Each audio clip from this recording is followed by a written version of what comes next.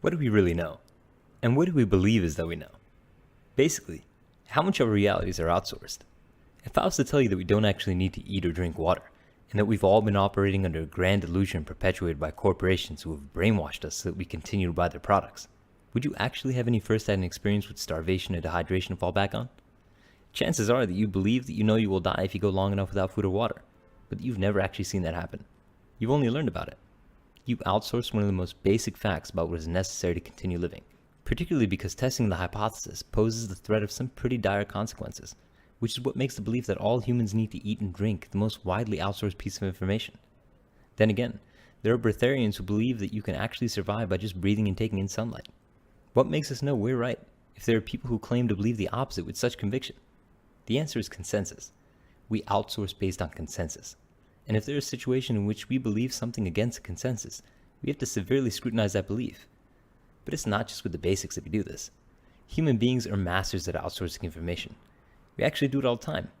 In the earliest portions of our lives, all the information we possess is firsthand, sometimes stubbornly so.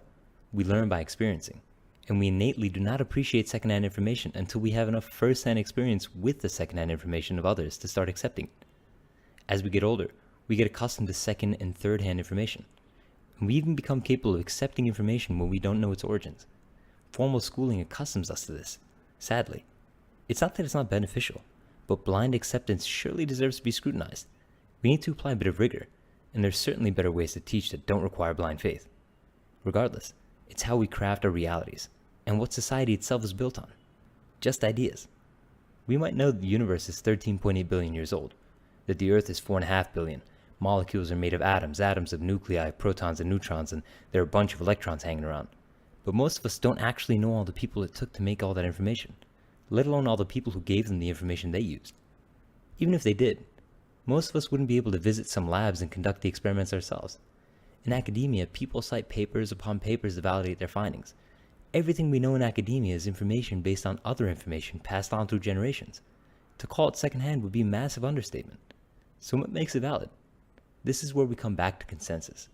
Everyone who follows a mutually accepted method of reasoning can depend upon one another for information. That's what makes the scientific method so crucial to society. It's a method that is highly regarded and followed by everyone in the field. There are even peer reviews to ensure that the scientific method is followed with integrity for every finding. All of science depends on the combination of method and peer review. That information trickles onto us, however many hands later, and we can say things like, the speed of light is 300 million meters per second. To anyone who didn't make that measurement and do the math, it's as arbitrary a number as one we might have made up. So why is outsourcing more important? We've literally built our societies on it.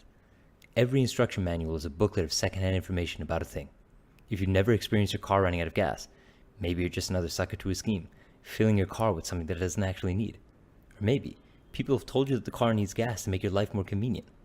The problem is that, unfortunately, some individuals and some corporations do attempt to capitalize on this necessary facet of our collective realities, which makes it difficult to sort out which information we should accept and which we should reject. Either way, it's really healthy to scrutinize any new information we come across. That being said, when we look at things that have overwhelming scientific consensus backing them, it doesn't quite make sense to take the breatharian's contrarian stance. If a person happens to not believe that humans are causing climate change, or does believe that vaccines somehow cause autism after doing their own research on the findings, how can we be sure they won't also be susceptible to things like breatharianism and flat earth theory? But that's not a joke. If someone is not using a consistent set of rationale to define their reality, we can't be entirely sure that there isn't some serious cognitive dissonance between some of their beliefs. That's why outsourcing information is so crucial. We simply don't have the time to learn everything that we might need or want to know. But aside from that, there's systems of gathering information that are set up by people in every field. All information is human-made, but not all of it is equal.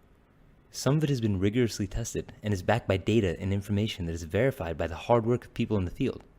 While we should always maintain our own systems of rationale, sometimes we also need to outsource our best practices to check our own logic.